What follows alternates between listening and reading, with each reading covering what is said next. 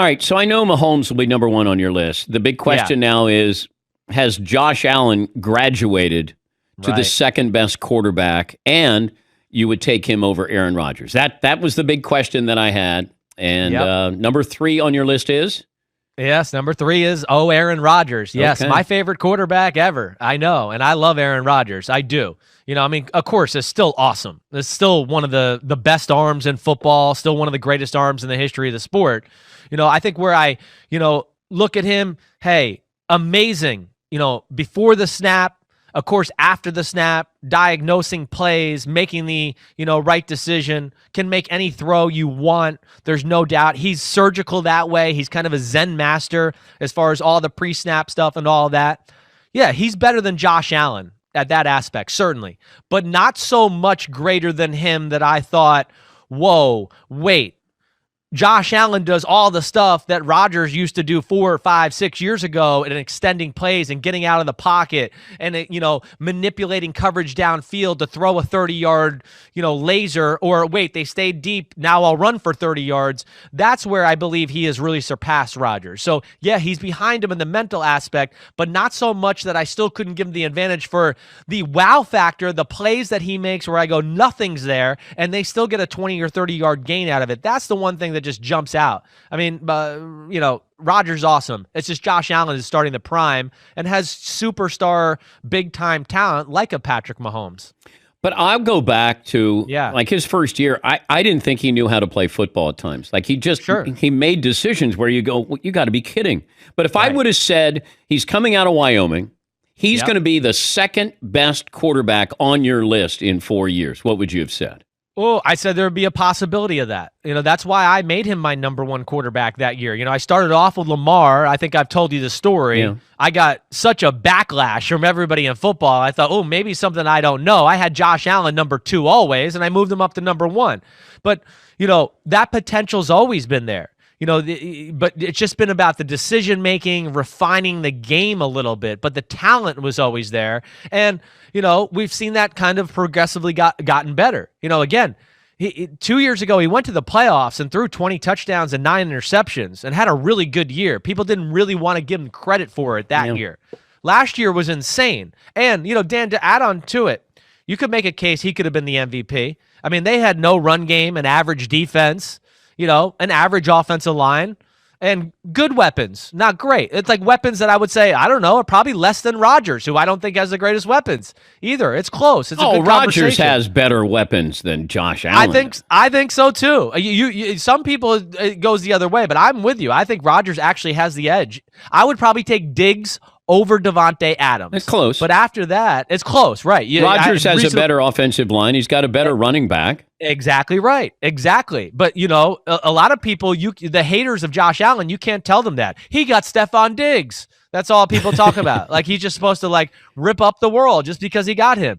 The plays he made, off schedule, getting out of the pocket, they're eye-popping. They rival Mahomes as far as being able to make something happen when nothing's there. And then here's another aspect, too.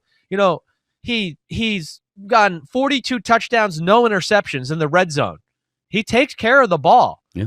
I would say, other than Lamar Jackson and Kyler Murray, he's the third best running quarterback in football. He's a real threat, as far as truly a quarterback design run down in the red zone area for a touchdown. And then scrambling, I think he's the second best scrambler in the sport. And when I say scrambler, I mean buying time in the pocket or outside the pocket. Mahomes is one, of course, but Allen is 2, and I think he's just starting the prime of his career. So that's why I made him 2, Dan. It was tough. I love Aaron Rodgers. Chiefs at 1, Steelers at 2, Bucks 3, Seahawks are 4, and Ravens 5. Stephen A., what you got for us this week? Well, you know what I got for you. I got the latest version of Steven's A-List. Jumps out of there. Are you paying attention? Are you paying attention? Because I got a list for you, sir. I got a list for you, sir. Listen up and listen good. Let's get to my list, the top 5 teams in the NFL according to moi right now. Let's go to number 5 on the list, please. Give it to me. The Green Bay Packers.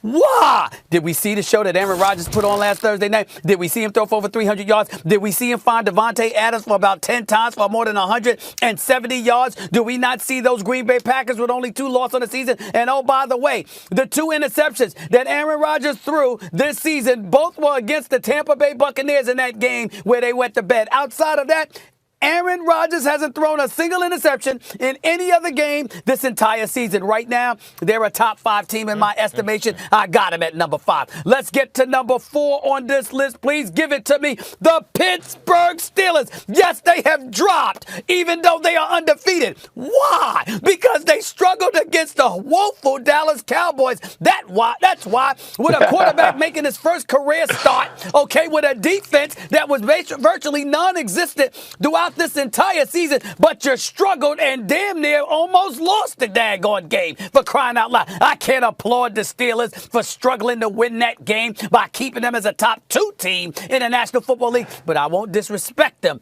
by knocking them out the top 5. They are at number 4 on my list right now. Let's go to number 3 on the list. I'm talking about the New Orleans Saints. Why? We saw what they did to Tom Brady and the Tampa Bay Buccaneers. It's one thing to beat a team that's a division rival, that's a Super Bowl contender with all of these prognostications all over the place. It's another thing to completely blitz them, to ramrod them so badly that you got the head coach calling out the quarterback. You got the quarterback looking depressed, even though he's got a supermodel in the stands waiting for him. And on top of it all, you got AB that, by the way, might need a new address, because if I'm Giselle and I'm Tom Brady, I might be rethinking about having him in the home cooking cookies for the kids. I think he might need to get an apartment. He ain't broke. Let's go to number 2 on the list. The Buffalo Bills, y'all. 7-2 on the season. Josh Allen completing nearly 69% of his passes. The Bills beating the Seattle Seahawks and dropping 44 on them to get it done. The Buffalo Bills are coming. They may very well be the second best team in the AFC, even though they got the 3rd best record behind Kansas City and Pittsburgh, of course. The Buffalo Bills are a team to be reckoned with. I got them as number 2 on the list right now. And we know why I can't put him number 1. I got to go with Patrick Mahomes and the Kansas City Chiefs. The reigning, defending Super Bowl champions just seem to find a multitude of ways to get it done. Patrick Mahomes is a stud, but so is Tyreek Hill, so is Travis Kelce, so is McCole Hardman, so is Andy Reid, so is Eric Bieniemy and the crew. Whatever it takes, they seem to do it, having fun along the way, seemingly toying with people. Their offense is a juggernaut whenever it damn well wants to be. I've got them as number 1. Green Bay at number 5. The Steelers at number 4. The Saints at number 3. The Bills at number 2. And the reigning, defending Super Bowl champion Kansas City Chiefs as number 1 on this week's list. You got the Bills too high, Stephen A. Go ahead, Max. Yeah, you got the Bills too high. Look, the Bills have a couple of losses on the season. Yep. You know, the Saints, when you look at the losses the Saints had, they were early season losses while they were still figuring it out. They were to good teams, or at least in the Raiders' case, hot teams, right? The Raiders then beat the Chiefs. The Chiefs' only loss on the season. That's right. And the Bills are a very good team, but the Saints are really being slept on here. Look what happened when Drew Brees you always talk about no weapons here, no weapons there. Look what happened when he got his weapons back. He had a lead receiver in Michael Thomas, who's great, but they were really missing a number 2 receiver all these years. They got one in Emmanuel Sanders. Then COVID hits, and everyone's hurt, and he doesn't have his complement of receivers. And the defense looks a little soft against the run, which is recent years they've been a little better at. They bring in Quan Alexander, the linebacker. They get their receivers back, and then he shellacks the team he needs to, Drew Brees, for the second time this season. The Saints are being slept on, and I think it's really a reflection of the way people feel about Brees. They think he's old, yards per pass, it's like down through the air, all that stuff. Once again, yes, he's old, but he didn't have his complement of receivers. He has them now. They should be second behind the Chiefs.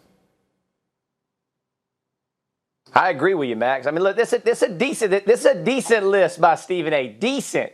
Probably his best yet, but I'm still giving it a decent rating, right? Because I'm with you. I'm with you, Max. I think Saints, Chiefs, obviously number 1. I got to go Saints, too. Listen, the Saints went in and thumped Tampa Bay. And you said it best, Stephen A. They got the coach calling out Brady. Brady's looking around like he's depressed. The whole team looks lethargic. They barely beat the Giants the week before. Then they come in and lay an egg against them. But the Saints' defense was the most impressive thing about that game. Max made great points about their receivers, guys getting healthy at the right time, all those things. But their defensive front four absolutely dominated the Bucs offensive line. And it don't matter who you got, what weapons you have on the outside. If you can't protect it, you might as well put those plays in the trash. So I like the Saints being number 2. Then I'm going to go Steelers number 3, an undefeated team. And look, they played poorly against the Cowboys, right? I totally understand that. But they had just beaten the Ravens, the Titans. Like, they beat some powerhouses. They played some good football teams, and they keep finding ways to win, right? I mean, the Cowboys, again, you don't know the quarterback. He's playing better than than you think he can. The Steelers kind of probably overlooked the game, which we all do. Playing 16 in a row is tough, right? But even on your worst day, you find ways to